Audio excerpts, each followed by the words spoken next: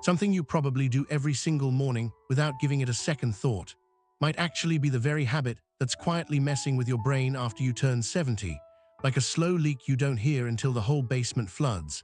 And honestly, the more doctors talk about it, the more they're practically begging older adults to cut it out, because it doesn't just nibble at your memory or your focus, but kinda sneaks into the deeper parts of how your mind works.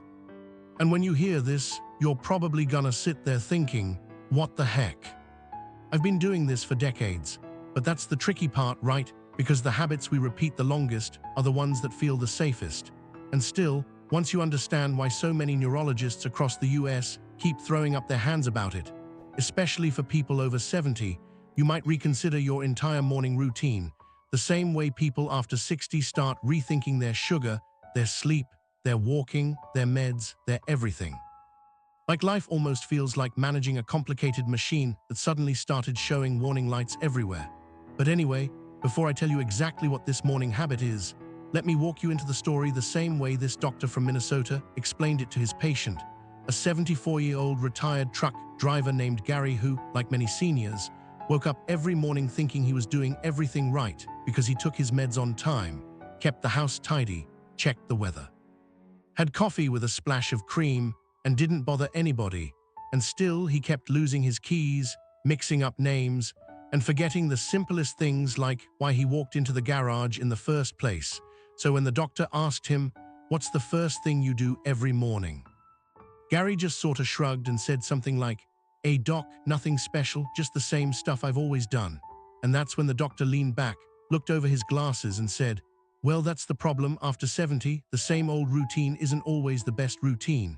And he explained how the aging brain becomes a lot more sensitive to certain behaviors that younger folks bounce back from real quick. And look, I'm not trying to freak anyone out, but the science behind this is kinda wild. Because according to what geriatric neurologists keep saying at conferences from Boston to California, the brain after 70 acts differently than it does at 50 or 60, almost like it becomes less forgiving about what you feed it, what you expose it to, what you don't do, and what you do too much of. And honestly, nobody told our parents or grandparents this stuff, because 20 or 30 years ago, doctors didn't even know half of it. But let's get to the point.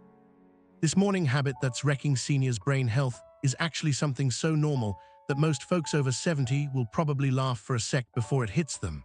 Because it's simply starting your morning in complete silence and isolation, like waking up, staying quiet, not talking to anybody, not engaging with anything mentally stimulating, not moving your body, just going straight into autopilot while your brain stays half asleep, and that's silent.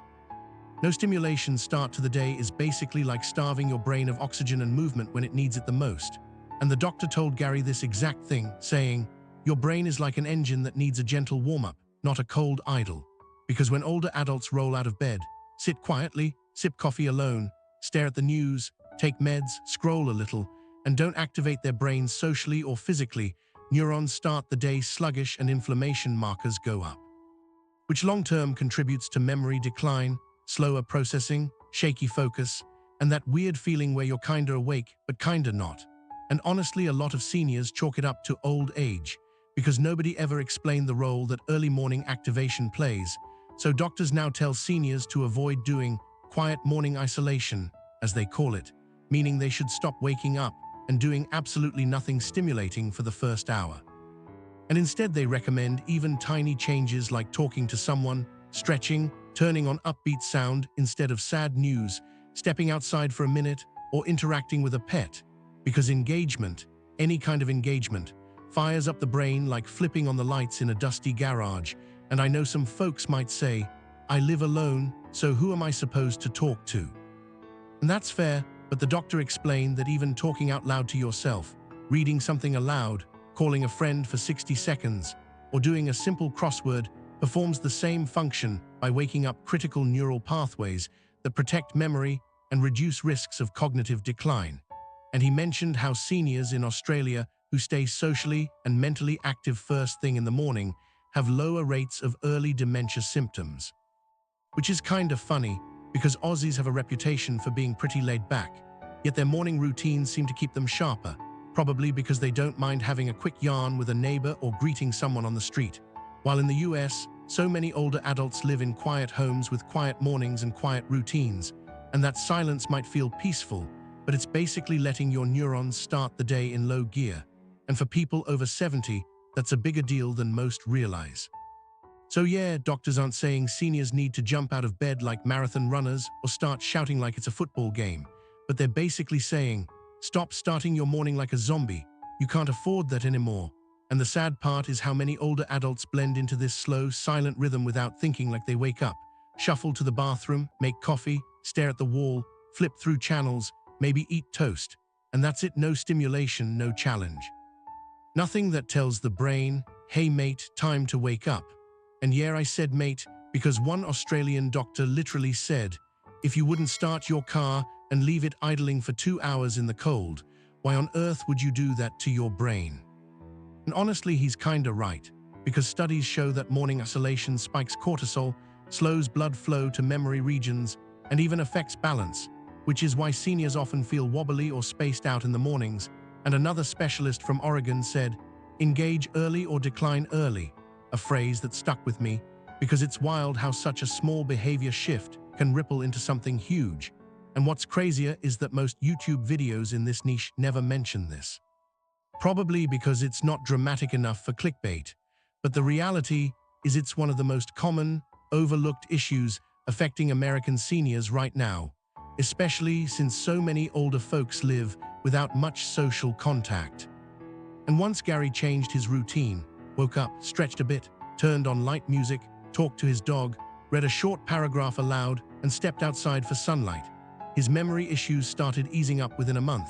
And the doctor said this pattern is extremely typical because the brain after 70 needs activation the same way some people need coffee. So now doctors keep telling older adults to stop beginning the morning in silence, to stop avoiding movement, to stop isolating themselves first thing after waking, and to stop letting the mind drift for the first hour of the day, because that's the exact window your brain needs stimulation the most. And honestly, when you think about it, it makes sense.